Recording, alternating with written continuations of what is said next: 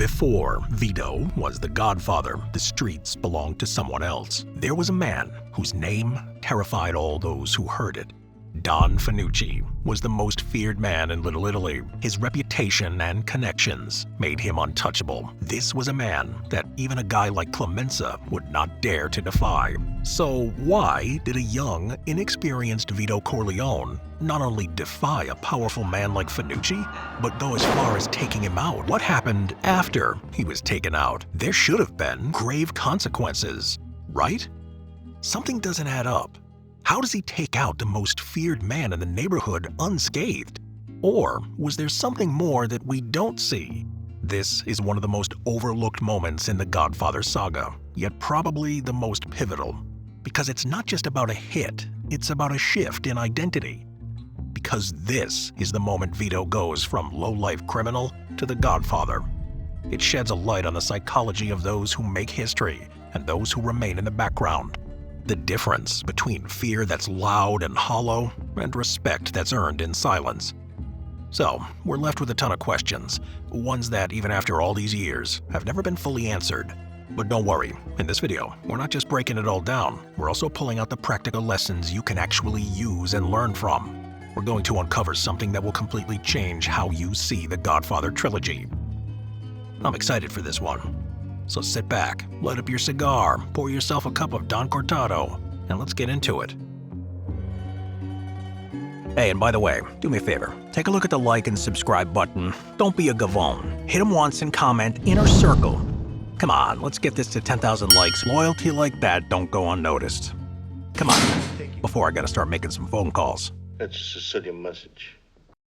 In the early days of New York's Italian neighborhoods, before the Five Families, before the Commission, before the rise of Vito Corleone, there were no rules, no structure, no hierarchy. Back then, fear ruled everything. And in the heart of that chaos was a man named Don Fanucci. Massimo Fanucci was born in Sicily, which the novel explicitly describes him as such, but in the film he is portrayed Neapolitan. There is little recorded about his family background in Sicily, but his later claims suggest he came from humble beginnings and sought opportunity in America through any means available. Once in New York, the young Fanucci found himself amid tightly packed immigrant communities where work was scarce and crime offered an enticing path for the ambitious. Fanucci styled himself Don, a self-appointed title, and assumed the role of padrone, or local boss, over the immigrant neighborhood. By the 1910s, Fanucci had become one of the most feared men in the neighborhood, not just because of violence, but because of the image he cultivated. He strutted through the streets in a signature cream-colored three-piece suit and white fedora, an outfit meant to broadcast power and untouchability. The look was deliberate, almost theatrical, a kind of psychological warfare.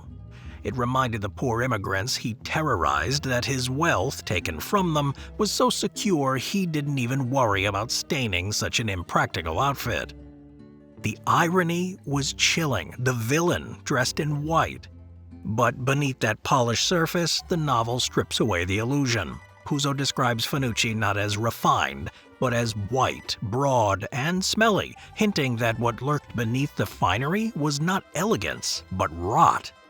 Nevertheless, he walked the streets like royalty. He carried himself like a man who didn't just expect fear and respect, he demanded it. And the people gave it to him. Not out of loyalty, not out of honor, but out of fear. You see, Fanucci had a reputation, one that was never clearly explained, but always whispered. People said he was connected with the Black Hand. Whether this was true or not didn't matter, just the idea was enough. Because the Black Hand at that time was the nightmare of every immigrant shopkeeper. And this is important because Fanucci built his entire persona on that connection. So it's essential that we answer an important question. What is the Black Hand? The Black Hand, La Mano Nera, was not a formal organization, but a method of crime. Gangsters would send threatening letters or make ominous demands for money under the menace of violence.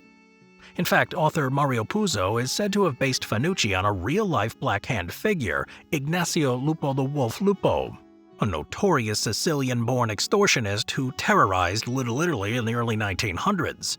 An interesting character that, don't worry, we'll get to shortly. Whether you were a business owner or a street thief, if you operated in his territory, you were expected to wet his beak. He extorted everyone, Sicilian or not. This earned him a reputation as a thug even among his fellow countrymen. But in the film, they refer to the Black Hand as if it were a specific group. And yeah, that's true, but what they're really alluding to was the crew run by the most notorious criminal boss of the time, Maranzalla. In this tumultuous time period, and at the edge of that world rising above the noise, was a name that actually held weight, Maranzalla. Not a myth, not a rumor, Maranzalla was real. He made headlines. He ran extortion, gambling, and armed robbery. He was no street-level thug. He was reputed to be the boss of a powerful criminal gang. The kind of man whose name wasn't whispered, it was avoided. And Don Fanucci? Well, he claimed he had a license from Maranzalla himself to work the neighborhood. That's how he operated. He used the name like a badge, like a shield. Now, whether that connection was real or just clever positioning, nobody could say. But nobody wanted to find out either. It gave him weight, it gave him reach, it gave him just enough borrowed authority to walk through the neighborhood untouched. So, the Black Hand wasn't exactly a family. It wasn't organized crime as we know it. It was fear, pure and raw. A shadow that loomed over every bakery, every tailor shop, every fruit stand. And Fanucci knew how to play that shadow. What he offered was a threat, a subtle one, just enough to keep people paying. He'd walk into your store with a smile and say it would be a shame if something happened to the place. He didn't raise his voice. He didn't need to. The implication was always enough. And that's what made Fanucci dangerous. Because while he dressed like a peacock and talked like a boss, he had friends in the police, real brutes. He'd sell you out to earn their gratitude. And once the cops owed him, he could cash in favors that no street crew could match. That was the game in those days.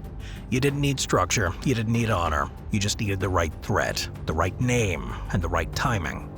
And with the Black Hand method in one pocket and Maranzalla's name in the other, Don Fanucci walked the streets like a man who couldn't be touched. That was Fanucci's true skill. He didn't have power, he created the appearance of power. And in that world, that was sometimes all you needed. But not everyone bought into it. Some people started noticing the cracks. So, who was Don Fanucci? Well, it depends on who you ask. To most, a man to fear. To some, a symbol of the old way. And to a very select few, a problem waiting to be solved. What matters now is understanding the world he operated in. A world ruled by fear, silence, and illusion. Because once you understand that, you'll understand why everything changed.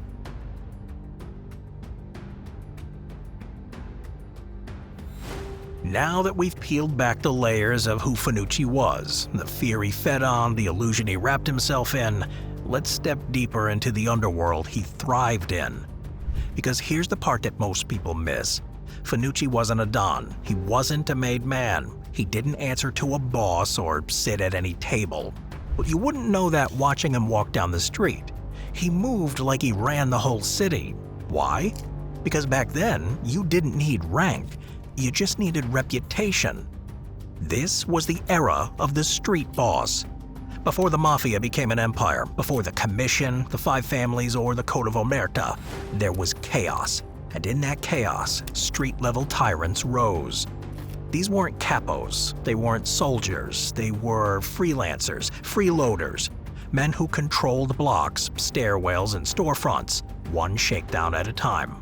And in neighborhoods like Little Italy, that was enough. There was no oversight, no structure, no one checking your power. If people feared you, you had power. All it took was a few loyal guys, a name to drop, and a whisper in the right ear. That was the game, and Fanucci? He played it to perfection. He made sure every single person believed he had protection from the cops, from Maranzalla, from forces you couldn't see. But here's the catch. Systems built on fear don't last. Because eventually, someone always sees the cracks. Someone who understands that real power isn't loud, it's quiet. So when Fanucci strutted around in silk suits squeezing bakers and butchers for a few dollars, someone else was watching. Someone who understood that true power didn't come from noise, because real power doesn't announce itself. It studies, it calculates, and when the moment's right, it doesn't play the game, it rewrites it. And for men like Fanucci, that would soon become very clear. But until then, there is only one rule in this jungle. When the lion's hungry, he eats.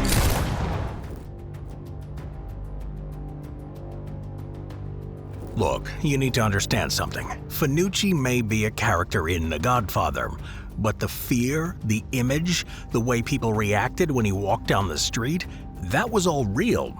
Because Fanucci was based on a man who actually existed. And in his day, he was one of the most feared names in New York. Ignazio Lupo, better known as Lupo the Wolf. And that wasn't a nickname some newspapers gave him. That's what people in Little Italy whispered when they were scared he might be listening. He was born in Palermo, came to America already running from a murder charge. By the time he set up shop in New York, he wasn't just another immigrant looking for work. He was the one taking the work and the money, and if you didn't pay up, you ended up in a barrel. That's not a metaphor, that actually happened.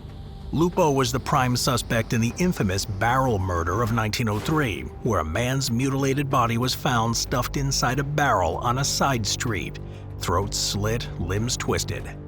It was a message, but nobody dared say his name out loud, because Lupo wasn't bluffing.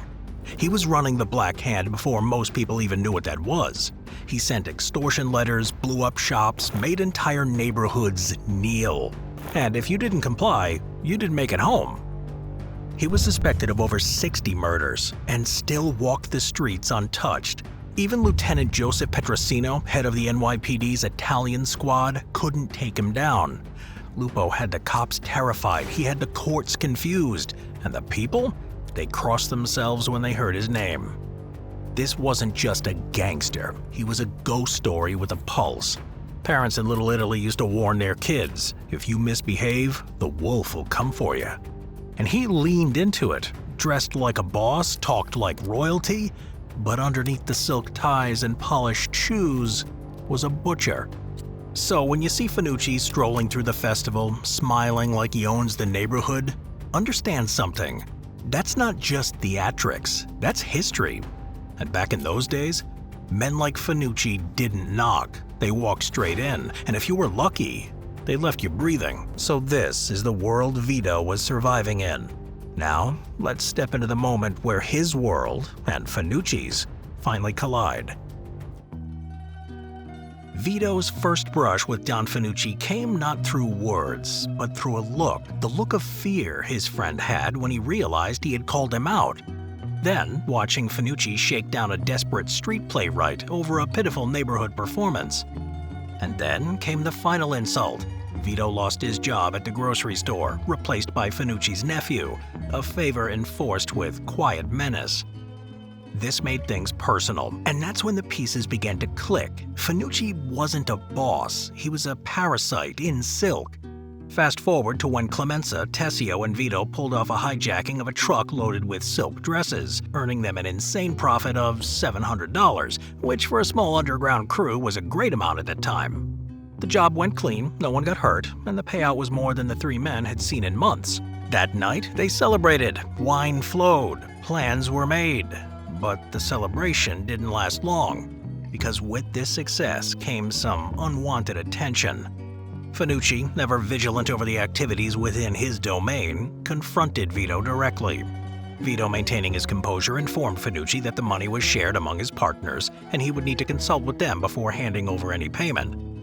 It was Clemenza who first brought Vito into the game. A simple man with big ambitions, he recognized something in Vito that the others didn't control: patience and intelligence.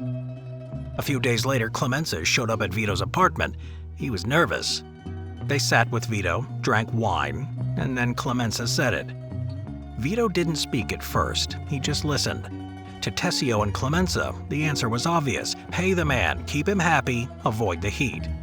But Vito saw something, so Vito made a quiet decision. He took the full $300, looked at his friends, and said, Make it offer, you don't refuse. Don't worry. That one sentence changed everything. Because while Don Fanucci thought he was collecting tribute, he had no idea he was walking into his final negotiation. But that raises the question, what gave Vito the confidence? How did he know Fanucci was a fraud? And why was he willing to bet his life on it? You see, Vito had seen early signs that Fanucci had holes in his reputation. There's something we didn't mention yet, the final straw that changed everything. The facade began to crack one night back when Vito was working at the grocery store. While running an errand, Vito witnessed something quite interesting.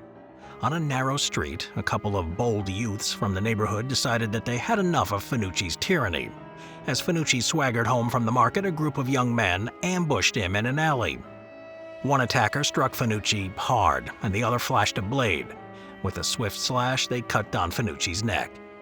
His white suit bloomed red as Fanucci staggered, groaning like some great hurt animal. Panicked, he screamed for help, "Aiuto!" his cries echoing off the tenement walls. But what's interesting is that nobody came. Not a single loyal bodyguard emerged from the shadows. Not one Camarista brother rushed in with a drawn gun. The neighbors peered from behind curtains, or not at all. In that harrowing instant, Vito saw the mighty Don Fanucci for what he was, a man utterly alone and very mortal. The young vigilantes robbed Fanucci, then vanished into the night as quickly as they'd come. Bleeding and humiliated, Fanucci clamped his cream-colored fedora to his slashed throat, trying to stanch the blood, and fled up the street in terror. Vito would never forget that image, the so-called Black Hand Don running hat in hand to catch his own blood. While all this was happening, Fanucci's focus was on preserving his white suit, more concerned with the blood on his clothes than death at his door. A real Mafia Don in Sicily would never be left so exposed. Vito knew from back home that a true man of honor traveled with trusted men, and any attacker foolhardy enough to strike a Don would face certain brutal retribution as a warning to others. Here, however, was Fanucci, supposedly untouchable, begging empty air for rescue. The neighborhood's silence spoke volumes. This was the first concrete proof to Vito that Fanucci's power was a bluff, a paper tiger's roar with no teeth behind it. If the Don truly had a powerful Mafia family behind him, those two young men would have signed their own death warrants by cutting him. Yet as the days passed, Vito noticed no Black Hand hit squads descending on the neighborhood. No wave of vengeance. Fanucci sported a bandage on his throat and a vengeful scowl, but the only response was that he himself prowled around trying to identify his attackers. In truth, his reign continued through fear alone. Vito began to suspect that Fanucci's power came from the threat of force rather than any real army to back it up. Later on, it would come out that Fanucci did manage a measure of revenge. One of the knife wielders turned up dead, and the other youth's families paid Fanucci compensation to forswear vengeance. But significantly, even this retribution was quiet and delayed, the act of a man leveraging fear, not commanding public loyalty. It only inflated Fanucci's arrogance further, even as it confirmed for Vito that Fanucci relied on the illusion of untouchability. You gotta understand, Vito had been exposed to the true dark reality of men capable of extreme cruelty and violence. He was all too familiar with being on the wrong side of a real Mafia Don. The Sicilian Dons his family suffered under would never allow such indiscretions to be let go so easily. In fact, they would never have been in a position to be humiliated in the first place. This image and idea would never leave Vito, and now Fanucci is after him and his livelihood. Vito was not ready to give in so easily. Now let's zoom in on the first direct interaction between Vito and Fanucci. Notice what he says right here.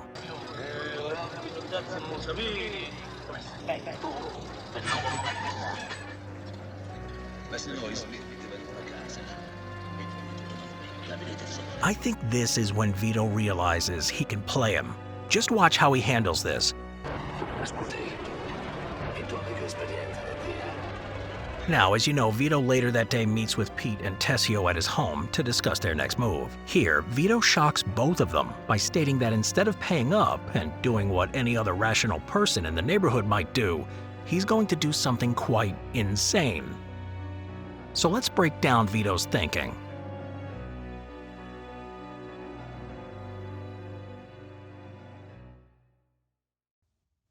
Vito recognized real power, and Fanucci wasn't it.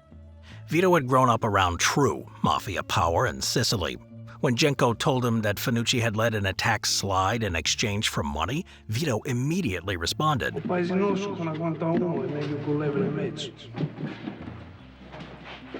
That line alone shows Vito understood that Fanucci didn't operate by the code of omerta, or honor.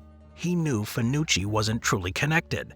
Vito had watched Fanucci closely, observed his behavior, and concluded that no real family would protect him.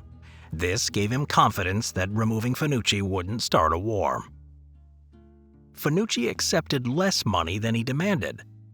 Vito gave him only $100, far below the $600 he asked for from the crew. Fanucci peeked under his hat, saw the amount, and still took it, smiling. That moment confirmed it. Fanucci was bluff and bravado, not force. Fanucci operated through fear, not structure. Vito saw that Fanucci's intimidation was based on spectacle. He relied on flashy suits, public threats, and showy violence. But when someone looked deeper, there was no real infrastructure, no soldiers, no command, just fear. Vito had a better vision for the neighborhood. Fanucci was a parasite on the community. Killing him was a step toward cleaning it up. Vito trusted his judgment and accepted the risk. He told Clemenza and Tessio,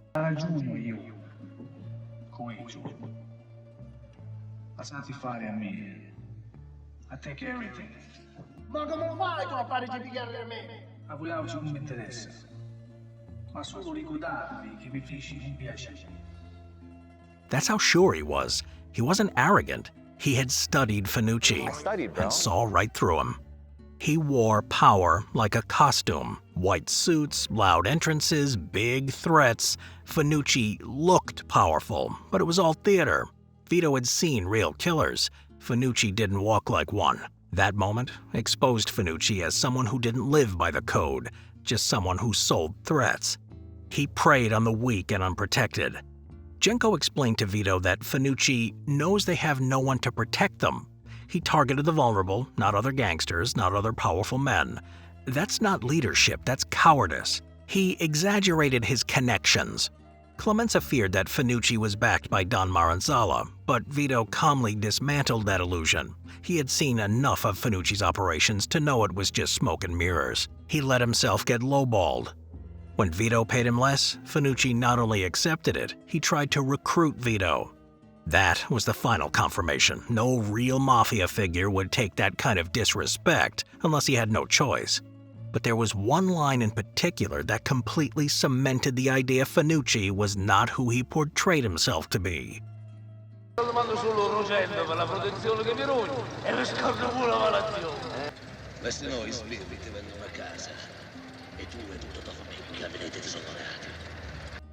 This wasn't just a threat. In the world Vito came from, rooted in the old Sicilian code of honor, loyalty, and silence, even mentioning the police was unthinkable. Real men of honor didn't speak about law enforcement. The very idea of involving the state went against everything the Mafia stood for. Their power came from omerta, a code built on silence. Disputes were handled internally through respect, fear, or force, never through the authorities. To live by omerta wasn't just about keeping quiet. It meant acting as if the police didn't even exist. You handled your own problems. You settled your own scores. The law was the enemy, and anyone who ran to them was weak, dishonorable, and no longer part of the life. So when Fanucci casually threw out the idea of going to the cops, it told Vito everything he needed to know. No real mafioso would say something like that. It was shameful. To Vito, this wasn't just a red flag, it was confirmation. He was bluffing his way through the neighborhood, hoping no one called it. And Vito? He already had. That single line revealed something bigger. No real Mafia Don would allow someone under their protection to throw around police threats. That would break the code. It would embarrass the family. So if Fanucci felt free to say it, that meant he wasn't under anyone's wing. Or if he was, it wasn't strong enough to matter. And Vito picked up on that instantly. He didn't react, he didn't argue, he just filed it away. One more crack in the illusion, one more reason to act. At that point, this wasn't just about protecting his crew or defending his income. It was about principle. To Vito, Fanucci's willingness to go to the police wasn't just weak, it was a betrayal of everything the Mafia stood for. It confirmed what Vito already suspected. Fanucci was a fraud. A man like that didn't deserve fear. He deserved removal. And in Vito's world, that kind of removal wasn't reckless. It was righteous. It was justice. In short, Vito saw through the act. He paid attention. He trusted what he observed. Fanucci wasn't a real Don. He was just a greedy parasite pretending to be one. And Vito, calm and calculating even then, made the decision that would change everything. And so with that came Vito's first step into becoming the Godfather. I say this because this is what set Vito apart from the others. When you think of it, a man like Clemenza or even Tessio have a lot more experience. They had connections, skills, and know-how to operate the criminal underworld. To become a Don, and if we want to extrapolate this to a much larger point, it takes a degree of boldness, of sheer determination to get to the top of any field. Yes, Vito didn't have the experience, connections, or skills to be a top-level criminal, but he had the determination, the charisma, and willpower to become a formidable leader of such men. And so, the difference between an extremely capable man like Peter Tessio and someone like Vito is that boldness not to settle and to take a chance when the opportunity arises. And don't get me wrong, what made Vito so successful was the fact that he was not reckless. His plan was incredibly ambitious, but he had some solid logic to base it on. He saw clear signs that there was a real opportunity here, something others were too afraid to even look at. And so, as I'm sure you remember, Vito did indeed make him an offer he could not refuse.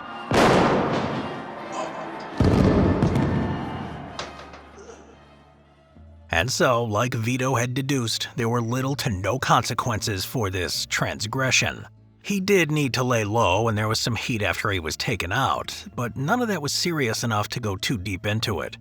There was a consensus of relief in the neighborhood, and so just let it die off. But the repercussions everyone was so afraid of never came to fruition. All that was left in his wake was a new era, the birth of the Godfather, Don Vito Corleone. And with that single decisive act, Vito didn't just eliminate a tyrant, he changed the course of the neighborhood's history. The fear that once loomed in every alley vanished overnight. The neighborhood, and really the entire city, entered a new era. One marked by quiet respect, opportunity, and a sense of order. People would later look back on those years and call them the good old days. But it all started here, with Vito's first move towards becoming the Godfather. When you hear the title Don, it evokes power, respect, and authority, but not all Dons are created equal. Don Fanucci was a fraud clothed in silk, loud, flashy, and feared only because people believed his lies. He ruled through illusion, extorting the weak and walking alone, with no real allies and structure behind him. Don Ciccio, by contrast, was the old-world tyrant, brutal, unforgiving, and genuinely feared in Sicily. He was the kind of man who killed without hesitation and ruled through sheer violence. But he was also blind, unable to see the boy he tried to crush would one day become his executioner. Then there was Don Vito Corleone, calm, calculated, patient. Where Fanucci demanded respect, Vito earned it. Where Ciccio sowed fear, Vito sowed loyalty. He built power from the ground up, quietly helping people, making them dependent on his protection, and establishing a system that would outlast him. Fanucci wore the title, Ciccio forced it, but Vito became a Don because others gave him the crown willingly. That's the difference. One was a parasite, one a predator, and one a king. Lessons. Real power doesn't shout, it waits. Fanucci made his presence known with a flash, white suits, loud talk, dramatic threats. Vito said almost nothing, but everyone remembered what he did. The truth is, loud men signal insecurity. Real strength is silent. It doesn't ask for respect. It creates a world where disrespect isn't even an option. In every room, the man who speaks least often holds the most sway. Why? Because the power is felt, not announced. The louder someone talks about their power, the more desperate they are for you to believe it. Perception is reality, until it's tested. Fanucci ruled with illusion. His strength wasn't in soldiers, but in fear and people's belief that he might be dangerous. But perception crumbles under pressure. The moment Vito saw him bleed, scream, and run, that myth collapsed. No Mafia Don would survive such humiliation without vengeance. But Fanucci did because there was nothing behind the curtain. Illusions can get you to the top, but only truth keeps you there. In life and business, never fear a man just because others do. Test the claim, because the strongest walls often hide empty rooms. Strike once, strike decisively. Vito didn't warn, didn't bluster. He made a decision, studied the risk, and took action that couldn't be undone. This is the art of the surgical strike, fast, final, and quiet. If he had hesitated, tried to reason with Fanucci or others involved, it would have spiraled. Instead, he kept it tight, one clean break with the past. You don't defeat fear with noise, you defeat it with finality. Fortune favors the bold, but only the bold who know exactly what they're doing. Learn to read people. Vito didn't need connections or brute force. He had observation. He watched Fanucci's habits, noticed how he walked alone, how he bluffed, how he folded when challenged. That was his edge. In every interaction, people are revealing themselves. Most just don't listen. From a tilt of the head to a tone of voice, real power comes from seeing what others miss. Vito didn't just read people, he read patterns. He understood what made them tick and what would make them break. Lesson? Power starts with perception. Study behavior like a blueprint. Build, don't bully. Fanucci took, Vito gave. One ruled through fear, the other earned loyalty. Guess who got remembered? Fanucci taxed the neighborhood, Vito protected it. One extracted power, the other created it. When people fear you, they obey. When people respect you, they follow. From the 48 Laws of Power, Law 27, play on people's need to believe to create a cult-like following. But Vito didn't play, he provided, he solved problems, earned favors, and became indispensable. Lesson? Don't just dominate, become necessary. Cowards can wear crowns. Fanucci looked the part, talked like a Don, but when the blade came out, he screamed like a victim. The uniform doesn't make the soldier. The volume doesn't make the voice matter. Vito knew real killers. In Sicily, men like Fanucci never made it past lunch. In life, some people wear status like armor, but knock once and it rings hollow. Lesson: never mistake noise for threat. The most dangerous men are often the ones who don't need to perform. Kill the parasite, grow the garden. Fanucci didn't protect the neighborhood, he drained it, like a leech in silk. Vito saw what others were too afraid to, that real leadership meant removing the disease before something better could grow. Sometimes the most strategic move isn't to build, but to clean house. And that's what he did, and from that, a new order was born. Lesson: if you want to lead, don't just improve the system, purge what's poisoning it. When the moment comes, take it. Everyone in the neighborhood knew Fanucci was a problem. Only one man did something about it. Most people wait for the perfect moment. Winners create it. Vito didn't have the money, didn't have the army, but he had clarity and conviction. When you see weakness in an opponent, move fast, strike before doubt creeps in. Lesson: in every game of power, there's a moment when hesitation kills and boldness crowns. But can't. If you enjoyed this video and got something out of it, drop a comment below. Let me know what resonated with you. And if you're ready to take things to the next level, to truly take over and transform your life, click the link in the description. Let's see if you have what it takes. For those of you who want to get even more raw, no-nonsense practical lessons like this, join our email list. We've got something huge coming. Once again, it was a pleasure. Hope you found this beneficial. But now things are really just heating up. So now, it's time for the next move. Watch this video next. Ciao. See you there.